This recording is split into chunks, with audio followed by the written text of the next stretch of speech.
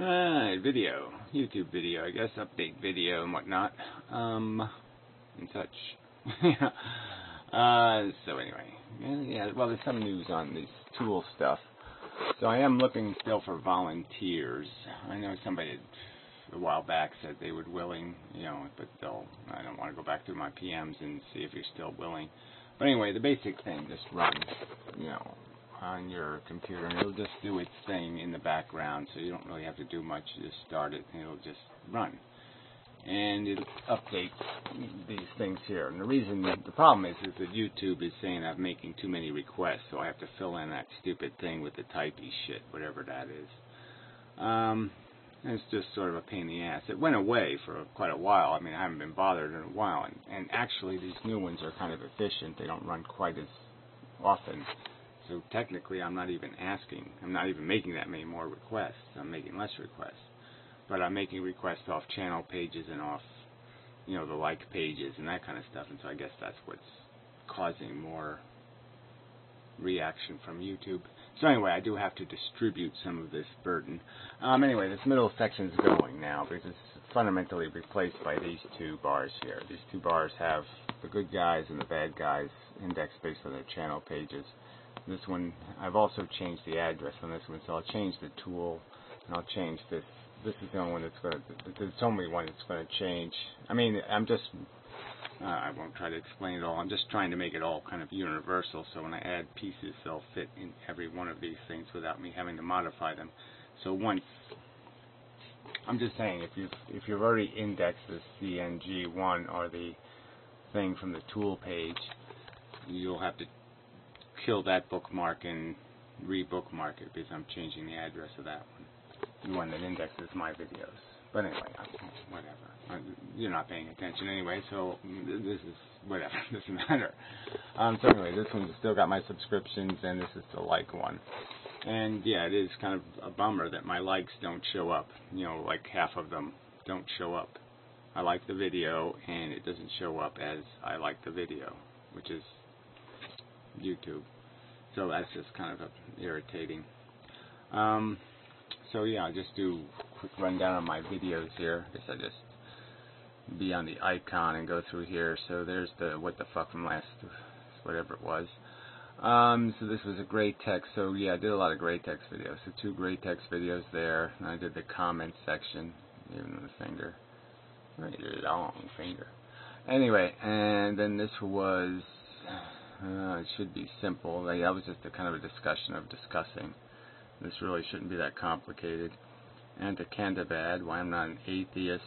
And yeah, so just to rag on that. Blogger Dome Animal Rights, that was in the last video posted on YouTube. And then I did, this is another gray text video. And then a response video to some of the babbling by Matt. So yeah, I'll respond to a conference report video now, because there's a pretty funny one here. Not funny, but I mean, it's useful for this conversation. There it is. I don't know.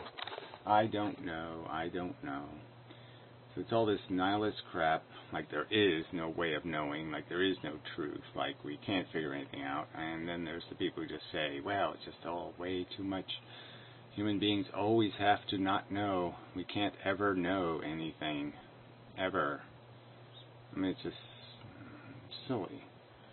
And they keep, this is just a simple point to make, right? That the acquisition of knowledge is sort of a linear thing.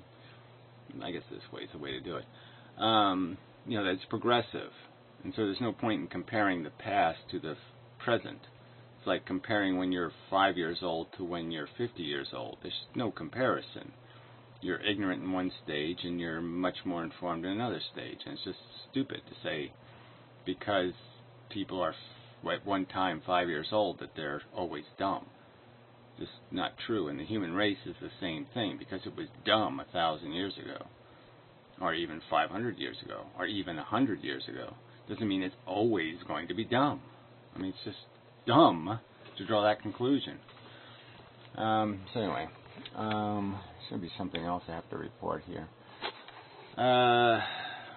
Some other technical issue. Well, anyway, so PM me if you have browser space, if you don't mind. If your computer runs kind of often and you can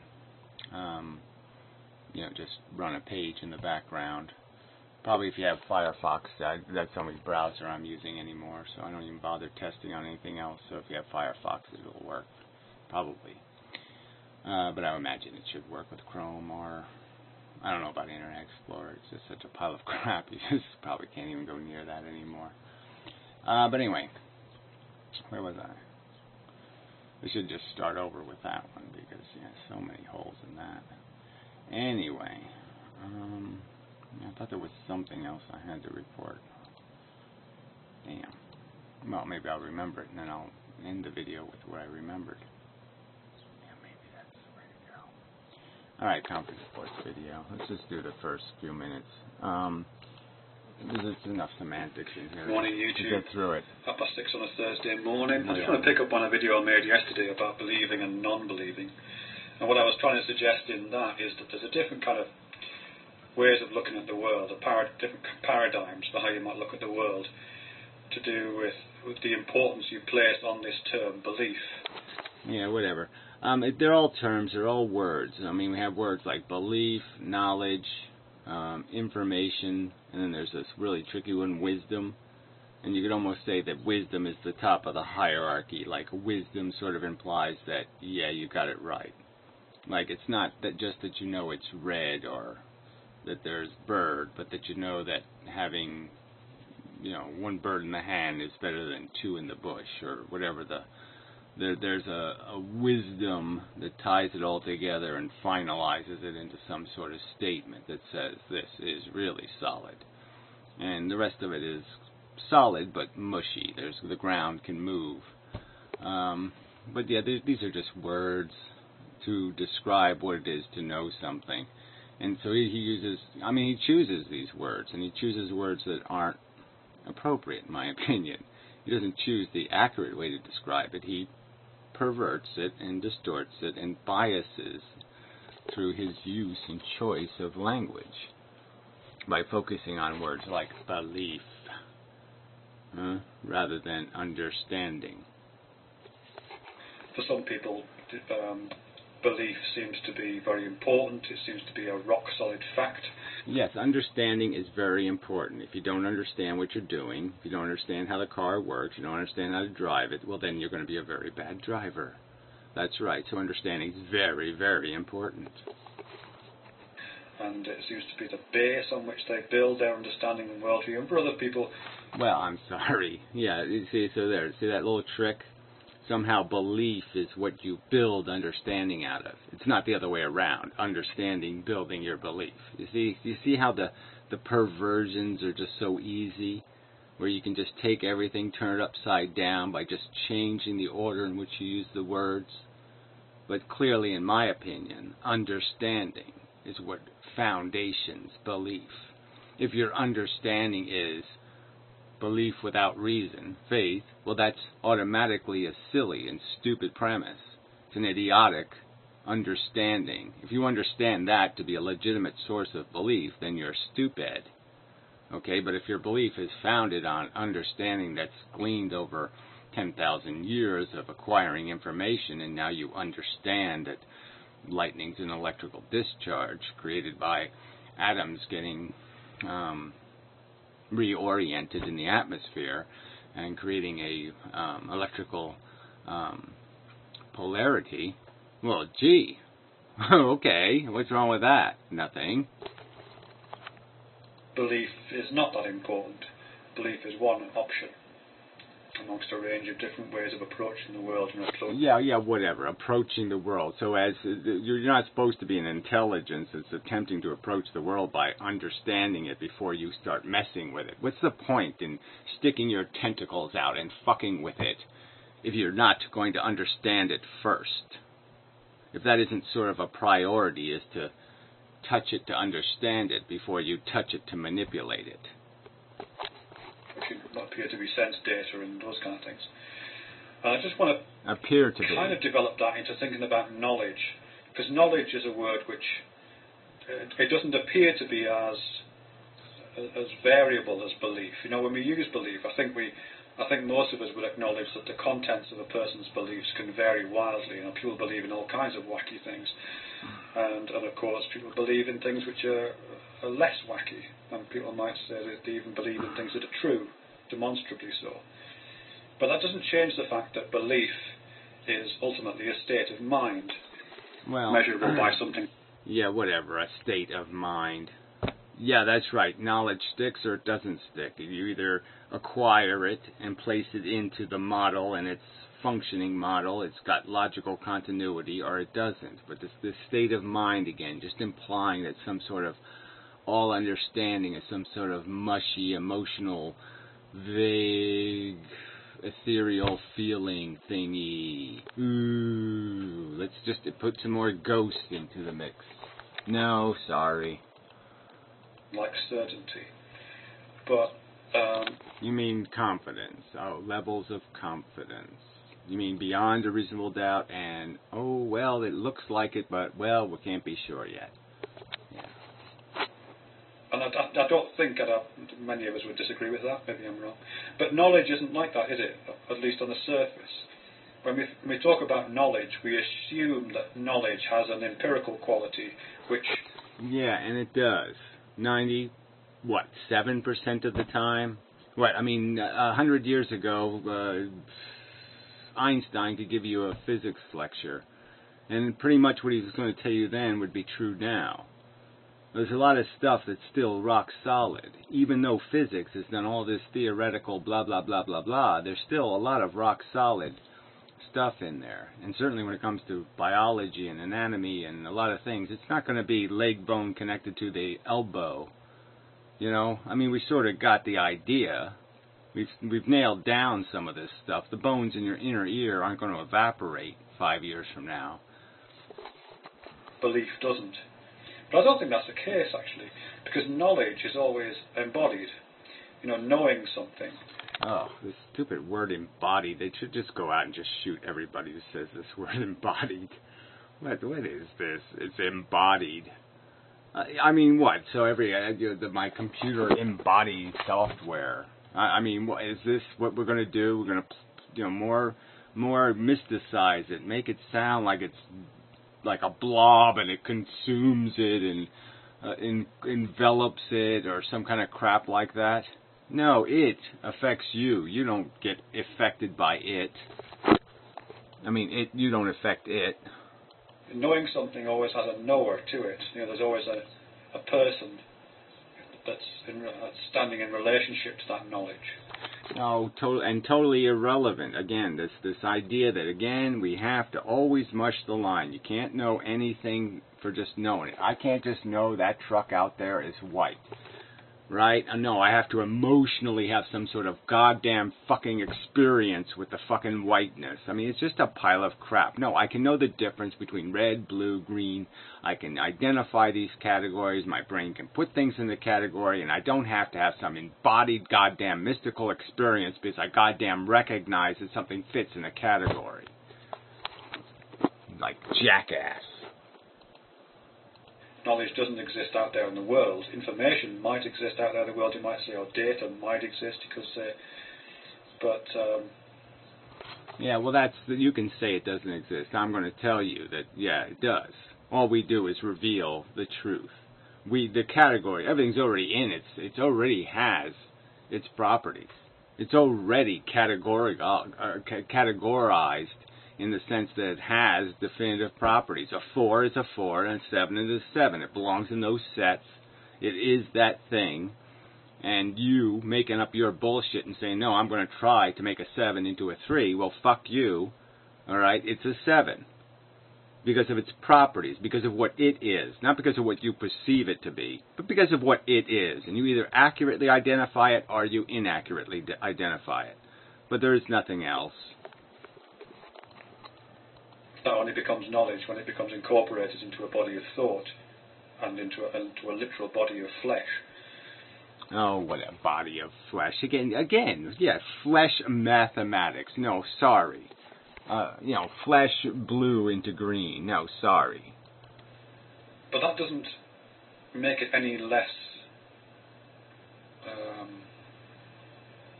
problematic than belief, does it really?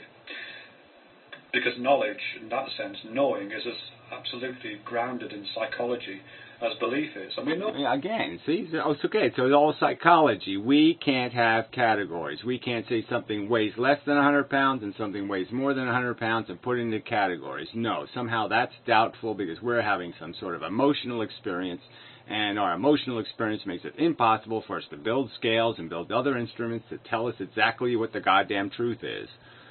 No, let's just all pretend it's mush. Yeah, that's right, because you're all just running the fuck away from reality.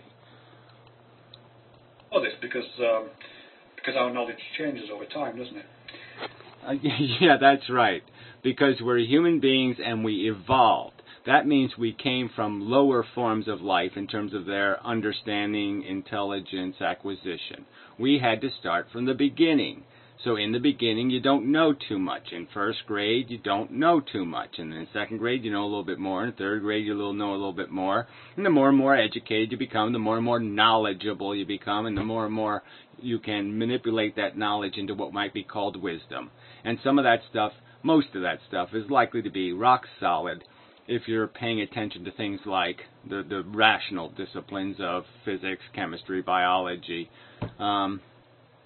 yeah, trying to put things in logically ordered categories, not mushy, emotional, disordered categories of I want. We change our minds about things. New data comes in, which forces us to reassess what we know.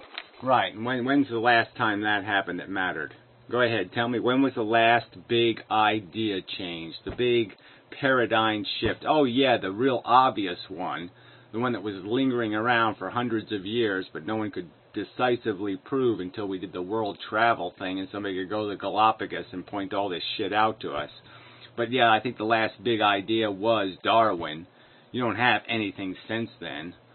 Even quantum mechanics is founded on an interpretation of a fact, not a fact.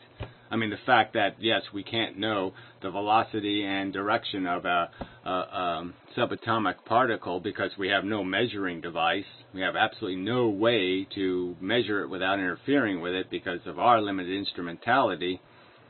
But, and some people will say, well, that's because it's intrinsic in the particle that we can't know. And then other rational people will say, no, it's intrinsic in the fact that we can't see it. And that there is a mechanism, like all the rest of the cause and effect mechanisms that are around us all over the place, that the same cause and effect mechanisms are happening right inside of there, and we just can't see it because we don't have the pixels. But yeah, how would that even be significant? There is nothing significant in any of this. There's nothing going to change the fact of abiogenesis and 4 billion years of evolution, a psychology built to play a gladiator war. How are you going to undo any of those facts, any of that knowledge, any of that fucking rock-solid understanding? You're not going to undo any of this. It's going to be true a million years from now. If human beings exist a million years from now, the truth of our origin is going to be the goddamn same. And all your wishing it away is not going to wish it away. And so we change our minds, and our minds then become oriented to a different set of principles that we call knowledge. Yeah, and like, what is that exactly? I'm just saying, I mean, I acquired a lot of this knowledge when I was 10 years old, and nothing's changed since then. No facts have shown up. We went to the moon, we found out, yeah, okay, we kind of figured it wasn't made out of cheese. We figured it had dust on it. We figured it because it'd been hit by meteors. I mean, everything we figured was pretty much the truth. So no surprise there. Where was the big, where's your last big surprise? Show it to me. Show me the last big fact idea change here. The real meaningful one. The one that means something. The one that's not just minutia in detail. Show it to me. And sometimes that can be quite tricky. Well, only when you're trying to run away from the truth and find some way to say, I believe in God, without having to say, I believe in God. That's the only thing complicated for you people, is to somehow remake God and remake some sort of preposterous Adam and Eve story and remake your somehow we're on a unicorn ride bullshit. You got to somehow tie all that crap together, and it's absolute crap. But yeah, that's tricky. Yeah, it's tricky if you're trying to lie. Yeah, because the truth just keeps popping up saying, no, I'm here, fuck you. But it is undoubtedly a psychological state. And if that knowledge is held with sufficient certainty, we might even start making claims that what we know is true. Yeah, that's right. Confidence. That's right. All the evidence, you add up all the evidence, there's blood on the car, and there's blood on the sidewalk, and there's blood on her cut-off head. Oh, let's see. Let's add up the evidence and say guilty. Yeah, that's right. There's levels of confidence, and I'm telling you, this truth is well written. In the last 100 years, you're not going to unravel anything. It's all pretty solid. That's why we were able to fly to the moon and back as successfully, is because it's solid information.